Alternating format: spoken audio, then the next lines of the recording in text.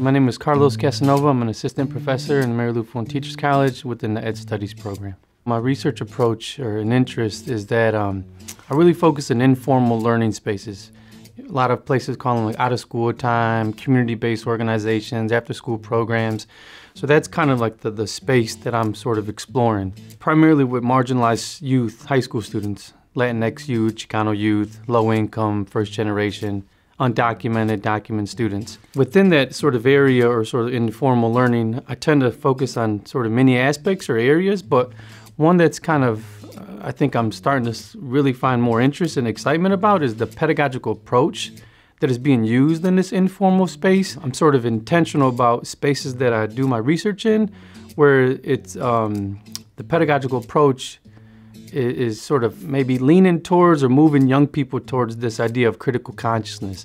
So to develop their critical consciousness of environmental, social, and political issues that are going on, that promotes them to engage in some type of action to challenge these issues. What got me interested into this work is it started with my dissertation work. So I went up to Iowa State in 2015, and in January 2016 was the same time that, the former administration was in office, so there was heightened ideas about anti-immigrants, attacks on certain social groups, right? And I got introduced to a community-based organization in Iowa that was just developing its high school component of the program. And so I started working in that space as sort of like a facilitator, but also it was my first year as a doctoral student, so my advisor said, you could also use this space as your dissertation work. I said, great, perfect. He's like, you could start right when you get in and hopefully, get done as soon as possible with the research. So I walked into this space, and the program was really geared towards preparing Latinx youth, first generation youth towards college academic success, right? High school graduation, college enrollment. But when the social, political, anti-immigrant context started, at the federal and also at the state level in Iowa, we had about a group of 25 to 30 young people who would come to this space from 4 different high schools, all Latinx youth, undocumented, documented, mixed status, citizenship issues. At the beginning, so I worked in this space for 4 years as a facilitator and also as a researcher. So at the beginning stages, we saw in conversations we were having with young people that they did a lot of internalized oppression about the way society is structured and why they're not achieving academic success, economic success. They really blame themselves a lot. And so it was our fault. We're not hard workers. We don't work hard enough. Our families and communities don't care about education. And so my advisor and myself and another staff member, we sort of came together and started thinking about how can we sort of transition or transform these young people's ways of thinking to have them think conscious and critical of the social political context. So we started creating sort of pedagogical structures, like how do we sit in this space, using problem-posing education, centering their lived experiences related to educational issues, immigration issues, engage in a lot of intergenerational dialogue. So, and also we co-constructed knowledge together, so we were learning from and with each other. And so while I was facilitating these sort of activities with the young people, I was also making observations and documenting this. And so I call it a liberating pedagogy of praxis. That's the pedagogical approach that we use in this space. And so I have one article published on that right now. And so what I'm trying to do is use the principles that I sort of observed and trying to use those principles in my current research in informal spaces and how those principles are being implemented or applied in this new context that I'm doing the research in. So basically it kind of emerged out of the social political context of anti-immigrant politics between 2016 and 2019. So how is this sort of the space of Arizona? How is that, forward in certain ways to think about research, or maybe some other challenges that I wasn't sort of faced in Iowa, right? And kind of the first thing that comes to my mind is when I was up in Iowa, sort of the history of organizing the Latinx community, I'm talking about mass collective organizing, I don't think it has the same history that Arizona does. More like current history, back to 2007 with the politics around the HB 1070 and then the attack on the ethnic studies, social justice project down in Tucson. So there was mass organizing, right? There was some collective togetherness, solidarity, developing people's critical consciousness of these issues. Where in Iowa, that really they didn't have that history. So what I feel here is not for all marginalized youth and Latinx youth, but I feel like in spaces that I've been here in Arizona recently, is that young people are coming to informal after-school spaces, community spaces, with some level of consciousness about the world, right?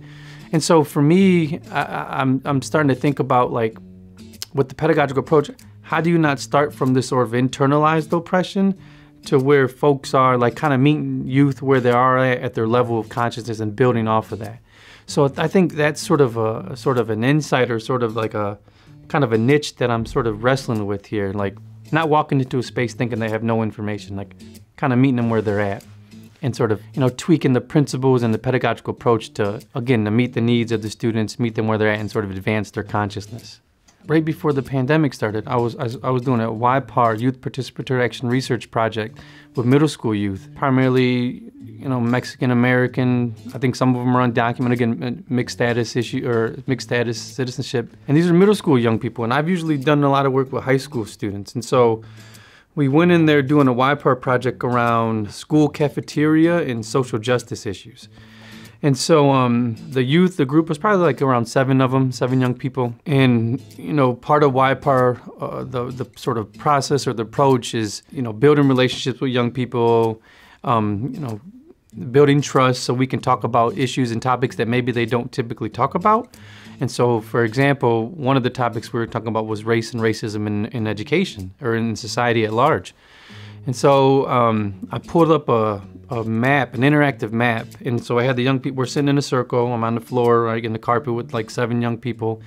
And I have just my laptop, and I'm pulling up this laptop and this interactive image of Phoenix. And it shows racial and ethnic breakdown and socioeconomic status breakdown based on this map. And so we could click on the map and it would show the demographic breakdown. And so, there's based on the demographics of where people live on social class and that, there's sort of pockets of folks, you tend to have, white folks live in this area, black folks live in this area, Latino folks live in, and so we had a conversation with young people about, like, why do folks live in these spaces based on their race and ethnicity and social class, and sort of how does that sort of influence and impact access to resources that they may have, and also, like, not only access to resources, but sort of the conditions that they live in, right? For example, like a lot of fast food restaurants in certain areas, liquor stores, like mom and pop stores, and not fresh access to resources. And so we're sitting in the circle, we're having a conversation, and the young people, one of the young men speaks up, he says, we just don't talk about this in school. We don't have these conversations about race and society. And so he's like, it's really difficult for us to talk about it, but I'm excited and happy that we're able to talk about it because we learn a lot more about the way society is. And this is like a 6th grader, 7th grader, talking about, how exciting and these opportunities that they don't have and how it benefits them. So I think, that's sort of the conversations and the pedagogical approach that I want to continue to use with young people who, these topics they don't get a space to talk about, and I think it's really beneficial for them to talk about it at such a early age, because it allows them to sort of move past this internalized kind of it's our fault to really thinking about the social structural issues that are happening. 10 and 20 years from now with the research or work I'm doing, what I would like to see is public schools using a pedagogical approach that promotes young people and advances conversations around social, environmental, structural issues that sort of tend to have a negative impact on the populations that I work with. So I think that's one of the starting points, is like, how do we move public schools towards a space where obviously the attack on critical race theory that's happening right now, so there's this pushback against not having these conversations, but my research and research by other folks show the benefits of this sort of pedagogical approach and also topics that we have in informal spaces. So 10 to 15 years, hopefully we're at a space where public schools are comfortable and these are part of the curriculum, and these are not extracurricular or topics that have to be talked about in informal spaces or after school spaces. Hopefully they're part of the curriculum. The other thing is that I think we tend to think about public schools as sort of the place where there's a lot of, and there is, I'm not saying there's not, there's a lot of expertise and a lot of knowledge, a lot of tools that can be replicated in other spaces. But I also think about that public schools can learn from informal spaces such as after-school programs, community bases, on sort of how they structure their learning spaces, the pedagogic approaches they're learning, the curriculum that they use.